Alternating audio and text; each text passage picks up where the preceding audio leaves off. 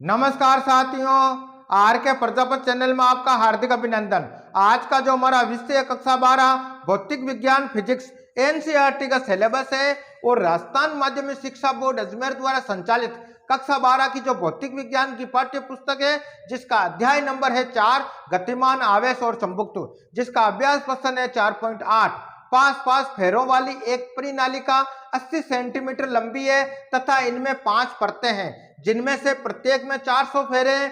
परिनालिका का व्यास 1.8 सेंटीमीटर है। यदि इनमें 8.0 एम्पीयर विद्युत धारा प्रवाहित हो रही है तो परिनालिका के भीतर केंद्र के पास चुंबकीय क्षेत्र B के परिमाण का परिकलन कीजिए। बहुत अच्छा क्वेश्चन है। नीट एग्जाम, बोर्ड एग्जाम तथा कंपटीशन एग्जाम की दृष्टि से अति महत्वपूर्ण है, इसलिए अच्छे से इसको समझना। प्रश्न अनुसार क्या बात हो रही है कि पास फेरों वाली एक परिनालिका 80 सेंटीमीटर लंबी है, यानी परिनालिका की जो लंबाई है एल बराबर हमें दे रखा 80 सेंटीमीटर तथा इनमें 5 परतें यानी स्मॉल एन बराबर हमें दे रखा 5, जिनमें से प्रत्येक में 400 फेरे हैं, यानी प्रत्येक परत में जो फेरों की संख्या है वो 400 है। परिनालिका का व्यास यानी डायमीटर हमें दे रखा डी बराबर 1.8 सेंटीमीटर। यदि इनमें 8.0 एम्पियर विद्युत धारा प्रवाहित हो रही है, यानी आई का मान हमें दे रखा है 8.0 एम्पियर, तो परिनालिका के भीतर केंद्र के पास चुंबकीय क्षेत्र B का परिमाण हमें याद करना है, यानी B का मान हमें याद करना है। तो सबसे पहले हम लिखेंगे हल, और हल में लिखेंगे प्रश्न अनुसार परिनालिका की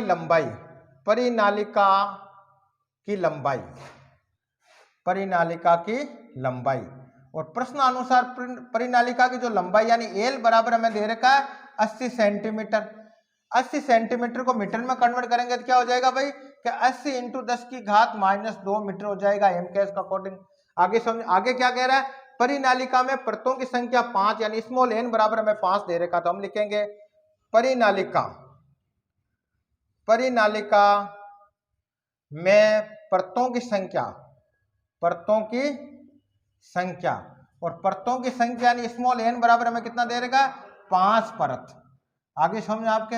अब क्या कह रहा है, परिनालिका की प्रत्येक परत में फेरों की संख्या, तो हम लिखेंगे परिनालिका के प्रत्येक परत में फेरों की संख्या यानी फेरों की संख्या कितनी दे रखी है भाई, 400 फेरे। आगे समझो आपके। तो इसलिए क्या लिखेंगे भाई, तो इसलिए परिनालिका में कुल फेरों की संख्या और कुल फेरों की संख्या यानी कैपिटल एन हमें निकालना, वो क्या हो जाएगा आपके कि एन गुणा प्रत्येक परत में फेरों की संख्या। क्या लिखेंगे, एन गुणा प्रत्येक परत में फेरों की संख्या।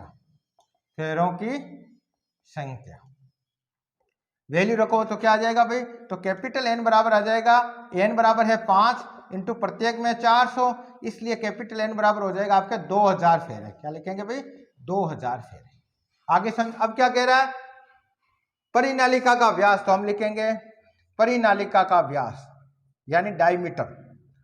परिनालिका का व्यास यानी डायमीटर वो कितना दे रखा, 1.8 सेंटीमीटर। मीटर में कन्वर्ट करेंगे तो क्या हो जाएगा, 1.8 × 10⁻² मीटर हो गया।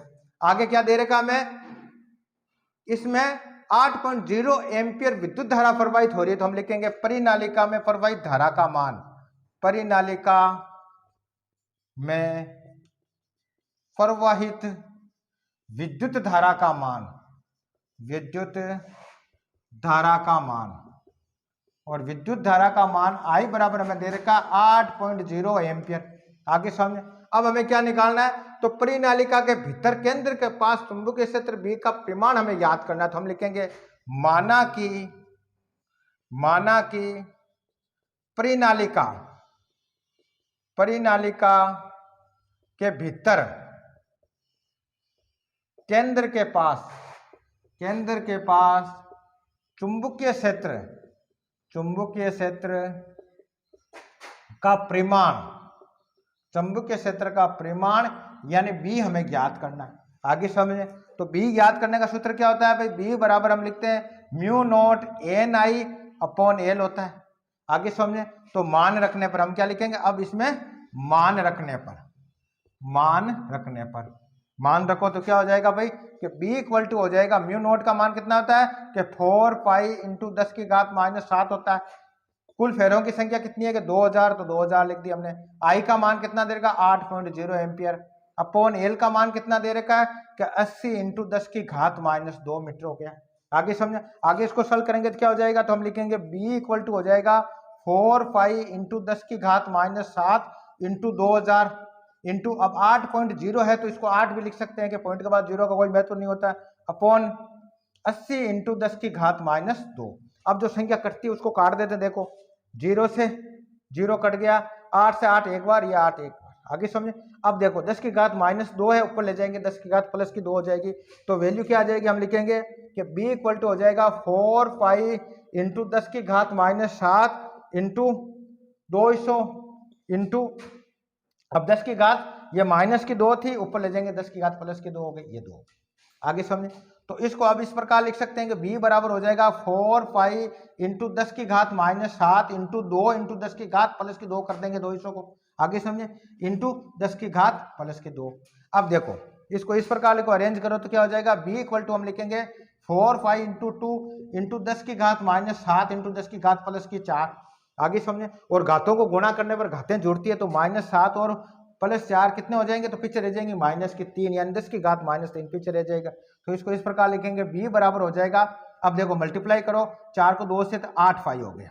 आगे समझे, इंटू 10 की घात, अब -7 +4 तो पीछे रह गई -3। अब पाई का मान कितना होता है हम जानते हैं कि पाई बराबर होता है 3.14, मान रख दो यहाँ, तो क्या हो जाएगा, तो b बराबर हम लिखेंगे 8 इंटू 3.14 इंटू 10 की घात -3।